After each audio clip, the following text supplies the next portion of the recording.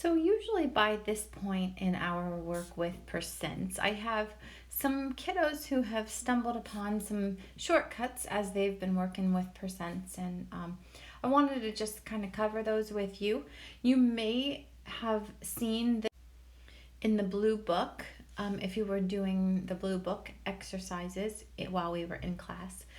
It introduced some different ways aside from using our percent proportion of figuring out some values when we're working with percent. So the first one I have on the screen, 24% of 65. Now normally I would set up my percent proportion, and 24% would be 24 over 100. And I want to know how much is that, what's the part that is of the whole amount, 65. And I would do my cross multiplying and I would divide. But another way to think about this is that word of, and in math we have talked about before, for the rest of your life the word of will refer to multiplication in math. So really what this is saying is 24% times 65. And that's very straightforward. No need to set up a proportion. I just need to find 24% times 65. The only catch is when I put 24% in the calculator, I need to put it in the form that the calculator can handle, and that's going to be in decimal form. So I really just want to do 0.24 times 65. And in my calculator, that comes out to be 15.6. So if that makes sense to you, wonderful. I don't want you to feel obligated, but I did want to just kind of point it out, see if you have maybe noticed this already.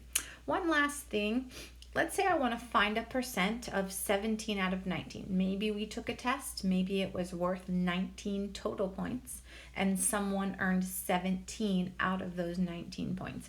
Well, if you were sitting in class and I handed your paper back to you, if we were doing a paper test, I would have 17 out of 9 on your paper. 17 points out of the total possible 19.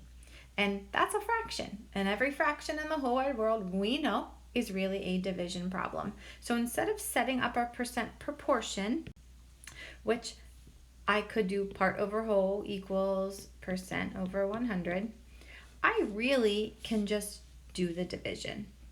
So 17 out of 19 is 17 divided by 19.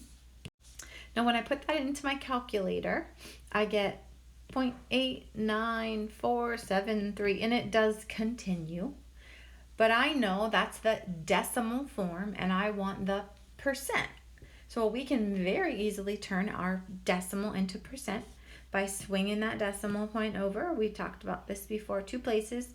So 17 out of 19 is really 89.47%.